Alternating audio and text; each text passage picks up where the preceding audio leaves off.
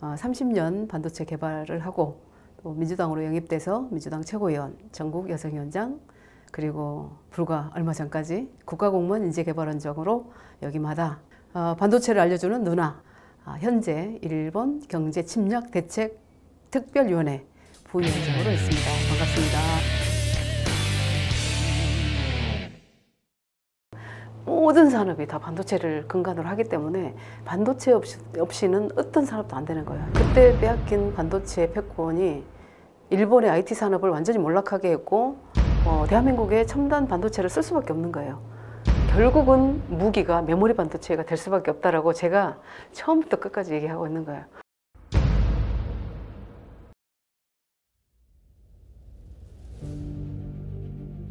반도체 역사를 보면 원래는 1940년도 후반기에 트랜지스터가 발명이 됐어요. 미국에서 발명이 됐고 그 미국에서 발명된 트랜지스터를 기반으로 해서 70년도까지 미국이 반도체 패권을 가지고 있었죠. 그런데 그 패권을 80년도에 일본이 가져오게 됩니다. 80년도에 일본이 워낙 전자산업에서 세계 최고를 달리고 있다 보니까 미국이 긴장을 한 겁니다. 그래서 미국이 일본의 전자제품에 대해서 관세를 부과하기 시작했고 지적재산권을 행사하기 시작했죠. 결국은 일본도 반도체 기술을 배운 것은 미국이었기 때문에 제재를 받기 시작했어요. 그러다 보니까 그 제재 속에서 대한민국은 미국과 동맹을 해서 기회를 갖게 된 거죠. 이 제재를 당한 일본은 유럽과 동맹을 맺었어요. 그래서 결국은 일본은 소재로 더욱더 발전을 할 수밖에 없었고 유럽은 장비의 발전을 훨씬 많이 가져왔죠. 그때 1983년도 2월 8일에 28 동경선언을 통해서 우리가 반도체 산업을 해보자 라고 결정을 하게 되죠. 그래서 일본의 어떤 반도체 기술, 미국의 반도체 기술을 배우게 됩니다. 그래서 80년도 후반부터 점점점 그 기술을 우리가 발전시키면서 드디어 90년도 초, 93년도에 메모리 반도체, 특히 D램에서 세계 1등을 하게 됩니다. 그 이후로 현재까지 27년 동안 1등을 하고 있는 거죠. 그래서 이 메모리 반도체 패권은 그야말로 전 세계에서 대한민국이 가지고 있다고 보시면 돼요.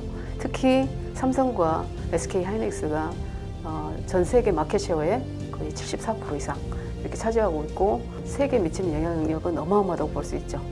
그래서 대한민국이 다시 한번 반도체 패권 국가로 우뚝 서기 위해서 메모리 반도체의 그 성공 신화를 비메모리 반도체, 특히 파운더리 사업에 이관을 해서 메모리 반도체와 비메모리 반도체의 양 날개를 가지고 반도체를 기반으로 하는 패권 국가가 돼야 되겠다는 그런 야심찬 계획을 가지고 있는 거죠.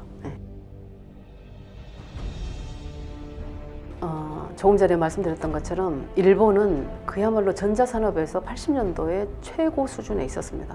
그런데 전자산업에서 그 패권을, 반도체 패권을 사실은 한국과 미국의 동맹에 빼앗긴 거예요.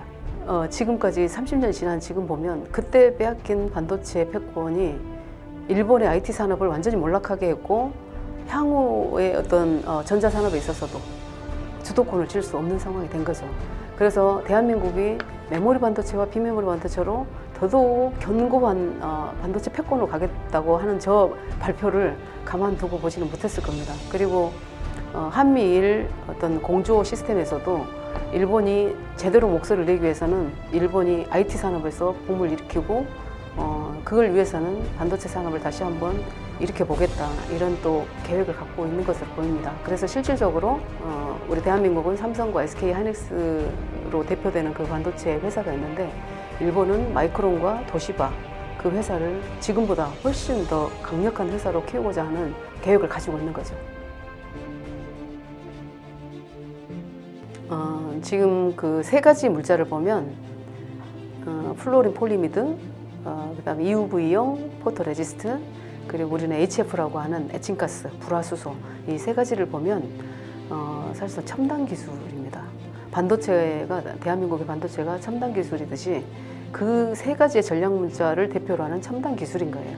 그래서 첨단 기술은 첨단 반도체가 첨단 소재를 쓸 수밖에 없기 때문에 최초부터 정말 기술의 베이스부터 함께 개발을 해왔던 것이고 당장은 그래서 국산을 한다든지 또는 수입 다변화를 한다든지 그러기는 상당히 어렵다.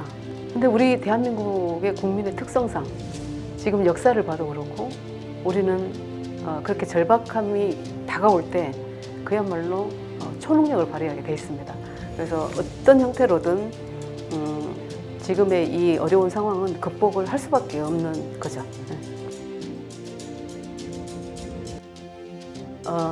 제가 여러 번 설명했듯이 4차 산업혁명이라고 하는 모든 산업, 지금 5G, AI, VR, AR, 스마트 의료, 스마트 바이오, 스마트 전장 모든 산업이 다 반도체를 근간으로 하기 때문에 반도체 없이는 어떤 산업도 안 되는 거예요. 향후에 미래에 어떤 산업도 있을 수가 존재할 수 없는 상황인 거죠.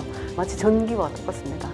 그래서 소재 규제가 되면 반도체를 제대로 첨단 반도체를 만들 수가 없게 되고 첨단 반도체가 필요한 곳이 그야말로 4차 산업혁명에서 나아가고자 하는 미래 산업입니다. 미래 산업이라고 하는 영역 속에 자율주행 자동차도 있고 결국은 일본도 자동차 산업이 굉장히 앞서가고 있는데 자동차 산업에서 대한민국의 첨단 반도체를 쓸 수밖에 없는 거예요. 당장 마이크론이나 도시박 할 수 있느냐? 우리가 소재를 개발하지 못하는 것과 똑같습니다. 대한민국의 반도체를 공급받지 못하면 미래 산업에 그들이 나아가고자 하는 어떤 사업 방향에 있어서 불확실성이 너무 커지는 거죠.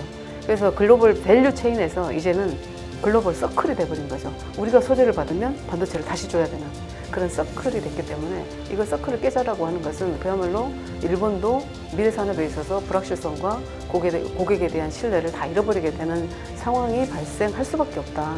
그래서 아베 정권은 또 이 경제적인 부분을 무시할 수 없기 때문에 결국은 이 문제에 있어서 철회할 수밖에 없다 이렇게 생각이 듭니다.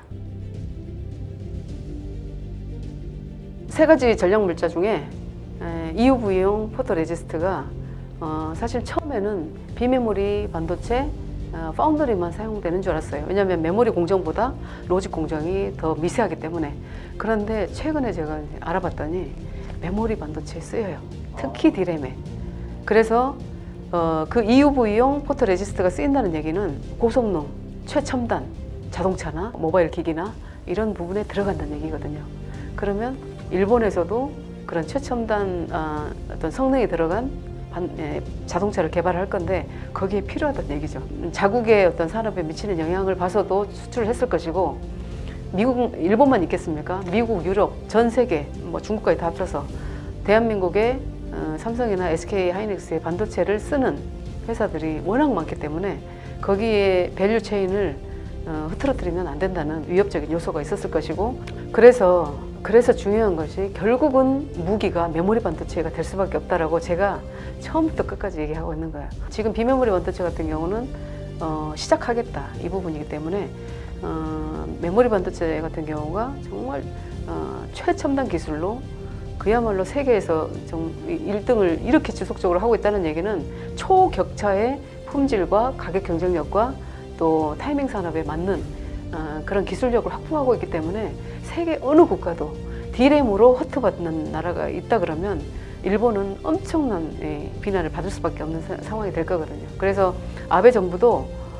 눈치를 보면서 한편으로는 수출을 계속 우리가 하고 있지 않냐 이런 부분 하나 또 수출을 하면서 우리가 대화하자 이런 시그널이라고 저는 보여져요. 우리의 자원의 한계, 우리의 인재풀의 한계, 우리의 축적된 기술의 한계가 모든 것을 다 할 수는 없지만 그러나 이 어려움이 닥쳤을 때 그때 우리 국민은 초능력을 발휘하셔요. 허황된 초능력이 아니라 국력이 함께 모아지는 화력을 정말 집중하는 그런 상황을 만들기 때문에 그런 상황에서는 우리가 어떤 일도 못할 일은 없다 이렇게 생각을 합니다.